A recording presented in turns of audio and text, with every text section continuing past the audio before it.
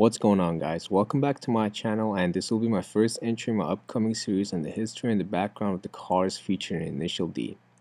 And to kick off the series, let's start with our beloved Hachiroku, or the commonly referred as AE86, and its spiritual successor, the FRS or the GT86.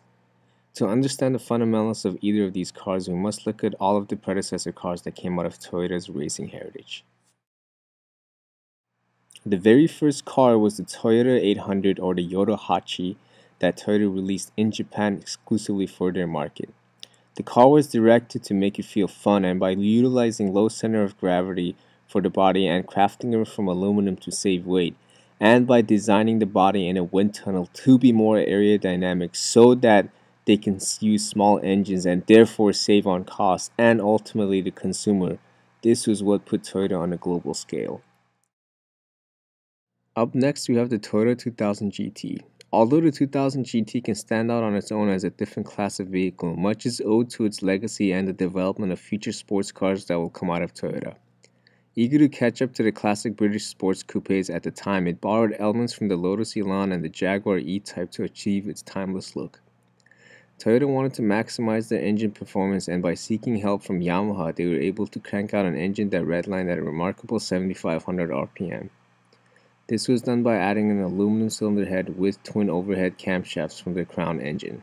This would mark their first joint production between the two companies. The next car to have made such an impact on Toyota won't come for another 20 years. Enter the AE86, or the Hachiroku, in 1983. Touching back on their roots, Toyota specifically designed a car to be lightweight and fun to drive, coming equipped from the factory with a limited slip diff, a live rear axle, and a 1.6-liter high-revving engine.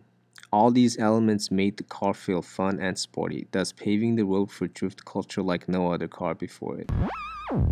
Finally, we have the Scion FRS, or the GT86. Released in 2012, the birdchild of a joint production with Subaru, embodies what Toyota had left behind 20 years prior with the AE86. The new 86 carries over elements of what all of the predecessors that came before it. Low center of gravity, lightweight, sporty coupe, high-revving small engine, and most basic and underlying elements spanning 50 years of engineering. Balance. The new 86 has revamped what sporty cars were meant to be and accomplishes it outstandingly. Here's a clip of the king having fun.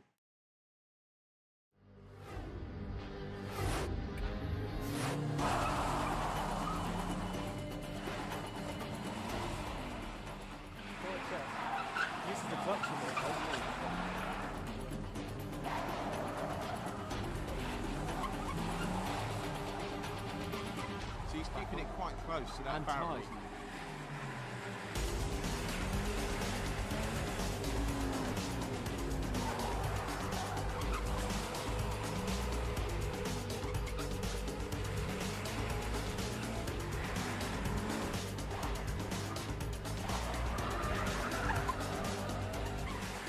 That's good. That's good. You like that?